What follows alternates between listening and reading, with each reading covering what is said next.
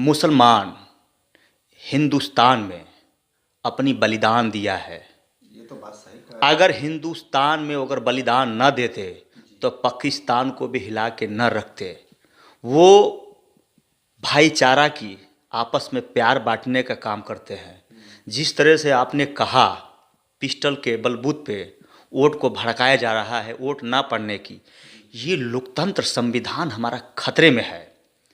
किसी लोकतंत्र में नहीं लिखा है आयोग चुनाव, बीएलओ और राष्ट्रपति न जाने कितने लोग, माननीय श्री अखिलेश यादव जी, तमाम विपक्ष के लोग अपील करते हैं कि हमारे भारत में जहाँ चुनाव। आप देख रहे हैं काशी उजाला न्यूज। आज हमारी मुलाकात समाजवादी पार्टी के मीडिया प्रभारी धर्मेंद्र यादव उर्फ सिंटू जी से। बहुत बहुत स्वागत है सर आपका। आपका भी बहुत बहुत स्वागत है। काशी उजाला न्यूज को मैं बहुत धन्यवाद देता हूं, आपका और आपके चैनल को। जिस तरह से समाजवादी पार्टी अपना परचम लहराने के लिए कदम आगे बढ़ा रही है और वहीं दूसरी ओर भारतीय जनता पार्टी के नेता पीडीए को तोड़ने में लगे हैं, क्या कहना चाहेंगे सर? देखिए, जिस तरह से भाजपा जो गुमराह कर रही है, जैसे भाजपा के मुख्यमंत्री जी ने बोला कि बटोगे तो कटोगे। समाजवादी विचारधारा की पार्टी है। हमेशा आदरणीय नेताजी ने कहा है, हम रहें या ना रहें, आजीवन इस समाजवाद में जो आता है वो जोड़ने का काम किया जाता है और सदैव समाजवादी विचारधारा जोड़ने का काम करती है। हम लोग कोई ऐसी बात फालतू नहीं बोलते हैं जिस तरह से जनताओं के बीच में जाके उनके दिल में ठेस पहुँचे। और जो भाजपा एकदम उतारू हो गई है कि राज करो, कूटनीति करो, तो वो हम लोगों को करने नहीं आता है। हमारे राष्ट्रीय अध्यक्ष श्री अखिलेश यादव जी देश के सबसे बड़े लीडर हैं, उभरते हुए सितारा हैं। वो आज के डेट में संविधान का बेटा है और जो समाज में लड़ाई लड़ रहे हैं वो सबके लिए लड़ रहे हैं।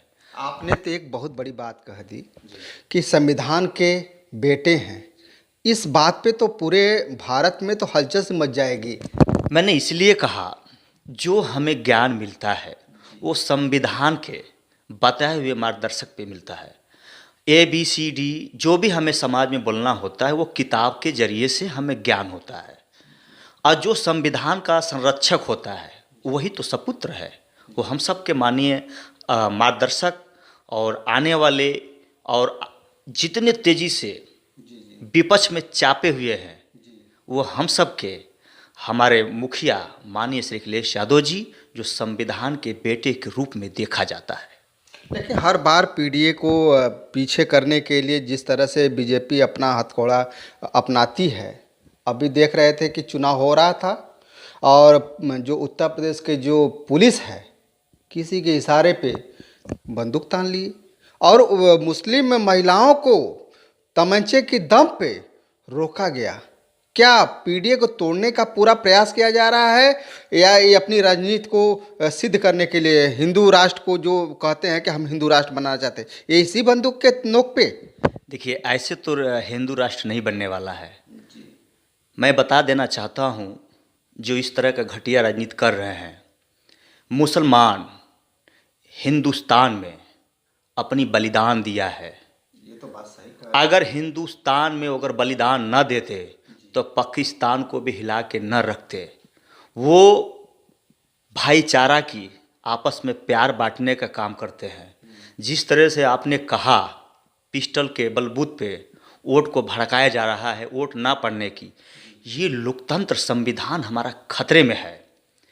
किसी लोकतंत्र में नहीं लिखा है आयोग चुनाव, बीएलओ और राष्ट्रपति न जाने कितने लोग, माननीय श्री अखिलेश यादव जी, तमाम विपक्ष के लोग अपील करते हैं कि हमारे भारत में जहाँ चुनाव हो रहा है विधानसभा में, तो अपील की सबसे ज़्यादा वोट के लिए करते हैं। अगर प्रशासन को आगे करवाने वाला व्यक्ति कोई है तो वो भाजपा है। अगर इस तरह की घटिया राजनीति करते हैं तो उनको जनता देख रही है। आप मुद्दे की क्यों नहीं बात करते हैं? आज युवा एकदम पढ़ाई लिखाई कर वो अपने रोड के करार पर आ गए हैं। हम कहते हैं कि पेट है, जब पेट की पूजा होती है तब हम जो है आस्था बढ़ाते हैं। जब मेरे शक्ति नहीं रह जाएगी, जब हमारे आप में नौकरी नहीं रह जाएगी, हम जो पढ़ लिख कर, जो माँ बाप ने हमको पढ़ाया लिखाया, अगर उस मार्गदर्शक पे हम नौकरी नहीं कर पाएंगे तो हम आने वाली पीढ़ियाँ कैसे चलाएंगे। हम मानता हूँ कि मैं हिंदू हूँ, मैं इसको इनकार नहीं करता, लेकिन आप दर्शा के बोलेंगे कि नहीं हिंदू हैं। अभी मैं तो आ रहा था पांडेपुर की तरफ से, बहुत भव्य काली जी की, माता जी की मंदिर है।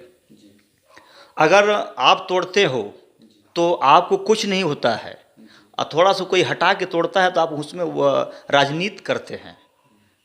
तो इसका मतलब कि आपको तो शक्तियाँ जो आप प्रदर्शन करना चाहते हैं वो तो कुछ है नहीं, एकदम नहीं है। आप बस जनता को गुमराह कर रहे हैं। अरे हमें आप सिखाएंगे राजनीति? हम तो राजनीति के पहलू हैं जो समाजवादी विचारधारा ने जिसको कुर्ता पहरा कर भेजा है। आज जितने भी भाजपा में गए हैं, समाजवादी जो राजनीति करती है वो अपनत्व की राजनीति करती है, कभी धोखाओं की राजनीति नहीं करती है। और माननीय श्री अखिलेश यादव जी के दिल एकदम साफ है। आईने मती, शीशा मती देखेंगे तो साफ दिखेंगे, उनकी छवि दिखती है भगवान के रूप में, कृष्ण दिखते हैं। अगर राजनीति करनी है तो उनसे सीखिए, वो डिजिटल ज़माने के पढ़े लिखे हैं। आज की डेट में मैं जानता हूं कि अगर रोड के देखा जाए तो 2012 और 2017 से जो पहले रोड बनी है, आज तक एक चीज़ जो है उसमें कंकड़ैला उखड़ा हुआ नहीं है। पढ़े और ना पढ़े में दो अंतर होता है। जो पढ़ा हुआ होता है उसकी क्वालिटी जानता है, जो पढ़ा लिखा नहीं होता उसका क्वालिटी नहीं जानता है। वो नकल मारकर पास करता है, चाहे नकल मार के कोई सब्जेक्ट में। जो पिस्टल की जो घटना घटी थी, जो पिस्टल दिखाकर कि नहीं आपको मैं वोट नहीं डालने दूंगा, ये लोकतंत्र और संविधान मेरी खतरे में है। और ये लोकतंत्र कहता नहीं है कि किसी पुलिस वर्दी धारक को, किसी कानून में नहीं लिखा है कि जो वोट क्लाइंट देने जा रहा है आप उसकी कार्ड को चेक कर सकते हैं। अगर सिर्फ किसी को अथॉरिटी है तो वह बिल्लो को। मैं 2027 में जो चुनाव होने वाला है समाजवादी बहुमत वोट के, मैं सभी से अपील करता हूं कि आप समाजवादी को इतना वोट साइकिल पे बटन दबा दीजिएगा कि ऐसे मच्छर हमारे उत्तर प्रदेश से भाग जाएं। और मैं एक जनता से अपील करता हूं, कभी भी अपनी आई कार्ड दिखाना होगा तो बीएलओ से डायरेक्ट मिलिएगा। अगर कोई प्रशासन पुलिस वाला अगर आपको रोकता है, तुरंत वीडियो बनाइए और तुरंत समाजवादी वेबसाइट पे। बार आप जाकर के अखिलेश यादव जी से मिले हैं, लेकिन हूबहू आपका चेहरा और अखिलेश जी से मिलती है। आपको लगता है कि लोगों का जो विचार है, लोगों का जो आस्था है, जब गए तो पीछे से दिखे कि अरे भैया आ गए, तो हमको बड़ा गर्व हुआ। अभी हम लोगों ने एयरपोर्ट पे भैया आए थे जब मझवा में, तो प्रशासन ने भैया तो एंट्री कर गए अंदर बाबतपुर के अंदर, तो फिर प्रशासन ने घबरा गई कि अरे भैया कैसे बाहर आ गए। तो कुल प्रशासन ने हमसे हाथ उत मिलाया, कहा कि आप भैया जैसे, हमको बड़ी सौभाग्य की है, बहुत सौभाग्य, हमको गर्व होता है कि भैया जी के हम सकल के उनके छोटे भाई हैं। और आजीवन हम समाजवादी विचारधारा से जुड़े हैं और आजीवन माननीय श्री अखिलेश यादव जी और समाजवादी पार्टी के लिए काम करूंगा। आपने जो आगरा की बात बताया, जो बैकसाइड से श्रद्धेय नेताजी की फ़ोटो हटाई गई थी, तो उसमें बहुत उछल कूदल नहीं हुआ था।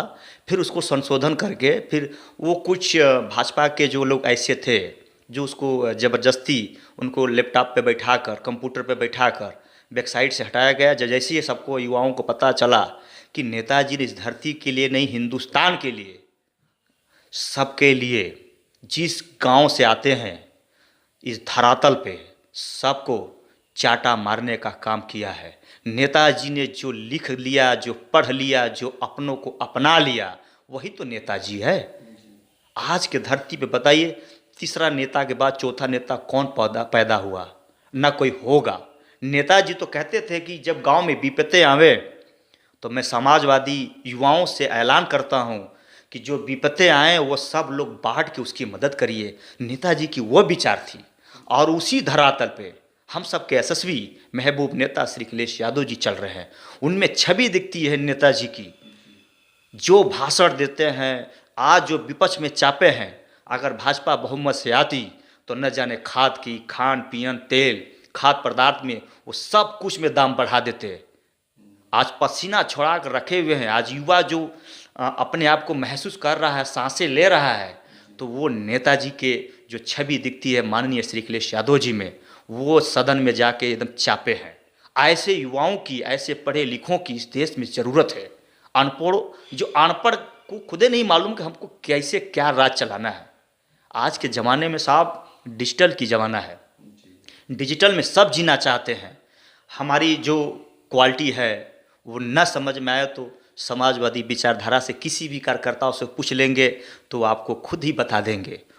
अगर देखा जाए तो पीडीए पे बहुत लोग कुछ न कुछ कमेंट करते रहते हैं, लेकिन इस महंगाई, बेरोजगारी पे और व्यापारियों के बढ़ते जो टैक्स हैं उस पे बात विचार नहीं करते हैं। तो क्या पीडीए इस मुद्दे पे जब सरकार आएगी 2027 में, तो इस पे ये तो मुद्दा बहुत बड़ा हो जाएगा, तो इस मुद्दे पे बात आगे बढ़ेगी या ये भी दफन हो जाएगी? देखिए, जैसे 2027 में समाजवादी सरकार आती है तो पहला माननीय श्री अखिलेश यादव जी का उद्देश्य है पहले युवाओं को नौकरी। जो बढ़ोतरी है खाद में उसकी कम, किसानों की कम से कम में उनकी खाद दी जाएगी, कम पैसे में। उन जो हमारे भाजपा सरकार में जब 10 साल के सरकार में जो रेट इन्होंने बढ़ाया है, वो समाजवादी सरकार आएगी तो हर जनता के दिल पे वो खुशियों की राह दे देगी। जैसे मान लीजिए आज के डेट में दाल 121-120 रुपया किलो है, प्याज अपने आप को मायने में चल रही है, सरकार इस पे संज्ञान नहीं ले रही है। अगर संज्ञान ले रही है तो विपक्ष हमारे हम सब के नेता श्री अखिलेश यादव जी, अगर वो आज न बोलते तो क्या जनता के बीच में टमाटर और सब्जी का खाना बनता क्या? एक जो मजदूर होता है वो 500 की नौकरी करता है, 8 घंटे का ड्यूटी करता है, शाम को घर लौटता है तो उसकी 500 रुपये भी खत्म हो जाता है, वो अपने बच्चों के भविष्य के लिए भी नहीं रख पाता है। ये ऐसी भाजपा है, ये कहती है कि आपको न उतने ही कमाने दूंगा जितना तक पानी के भी पी के सांस न ले पावे। हम कहता हूँ युवाओं से, उस माँ से भी कहता हूँ, उस बाप से कहता हूँ, भाजपा को हटाइए, तभी हमारा आपका सम्मान बचेगा। समाजवादी पार्टी ने आज तक भाजपा ने कोई नौकरी नहीं दिया, और समाजवादी 12 से लेकर 17 में जो भी लड़का ने नौकरी पाया है आज वही धरातल पे टिका हुआ है। बताइए, आप रेल बेच दिए, हवाई अड्डा बेच दिए, युवाओं की भविष्य बेच दिया आपने शिक्षा को मजाक बना लिया। हम किस बेस पे बात करेंगे?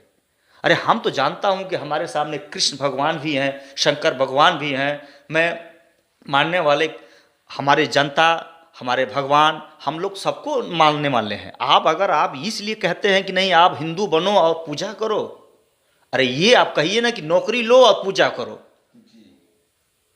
भाई नौकरी रहेगा तभी तो मैं भगवान को चढ़ावा करूंगा। अगर हमारे अंदर शक्ति नहीं रह जाएगी तो हम कैसे उनके पास जाऊंगा? मैं कहता हूं कि मैं दिन भर भूखा हूं, हमारे में कोई भोजन डाल दे पेट में तो मैं उसको भगवान समझ जाऊं। कहा गया है कि कर्म ही कर्म है, कर्म ही चट्टान को तोड़ता है, और चट्टान से लड़ने का मेहनत जो शक्ति आती है। जब हम शक्ति से लड़ेंगे तभी तो हम भक्ति करेंगे। जब हमारे अंदर शक्ति नहीं रहेंगी तो भक्ति कहाँ से करेंगे?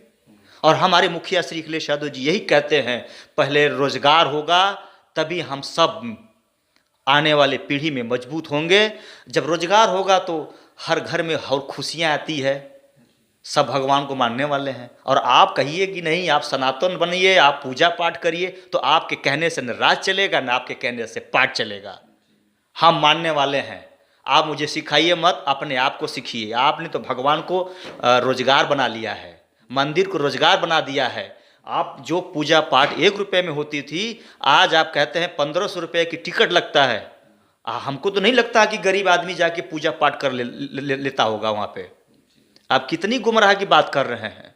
आप कहते हैं कि मैं ये कर दिया वो कर दिया। आप हिंदू और मुस्लिम में लड़ाई लड़ाएंगे? अभी हम ही अपने खुनवा काटब, आप लोग खुनवा काटब तो हरा लाल ना निकली, लाल निकलेगा। ये जातियों को हमने आपने बंटवारा किया है कि मैं हिंदू हूँ, मैं मुस्लिम हूँ, मैं सिख हूँ, ईसाई हूँ, जो यहाँ इस धरती पे जन्म लिए हैं। वो बांटने का काम तो इसलिए किए कि वो शादियों के लिए, जो हमारी आपका रिश्ता आवे कि नहीं आपका रिश्ता क्या है। हम मुस्लिम हैं तो मुस्लिम के रिश्ते में शादी कर लेंगे, मैं यदुवंशी हूँ तो मैं यदुवंशी के घर में शादी कर लूँगा, मैं बाऊ साहब हूँ तो मैं बाऊ साहब के घर में कर लूँगा। ये तो हम आप सब ने बंटवारा किया है जातियों का ना। इंसानियत इस दुनिया में जिंदा है, भगवान सबका एक है। मैं अल्लाह को पूछता हूँ, कोई भगवान को पूछता है। जैसे हम रास्ते अलग अलग जरूर हो सकते हैं लेकिन मंजिल एक है। माई फादर गॉड, भगवान सबके एक है, हम एक को मानने वाले हैं। ये तो अपनी धर्म है कि मैं जितनी मैं आस्था से पूजा कर लूँ। हम कहीं नौकरी पा गए तो मैंने राम भगवान को पूज लिया, कृष्ण को पूज लिया, तो मेरी आस्था है। आप मुझे मत सिखाइए। जब हम छोटे थे तो भी मेरे माँ बाप ने सिखाया था कि अगरबत्ती सुनगाओ, भगवान के आगे हाथ जोड़ लो ताकि हमारा मूड फ्रेश हो जाए, मैं चंगा में हो जाऊँ। मैं मतलब कि ये अपनी मन की शांति के लिए। आज दुनिया में अगर सबसे बड़ा कोई भगवान है तो माँ बाप है। उनसे बड़ा कोई माँ बाप से भगवान कोई पैदा है ना कोई होगा। जो आपको माँ बाप ने दिया है, रोजी रोटी, संघर्ष, पढ़ाई लिखा कर बड़ा किए, तो दूसरा गुरु होता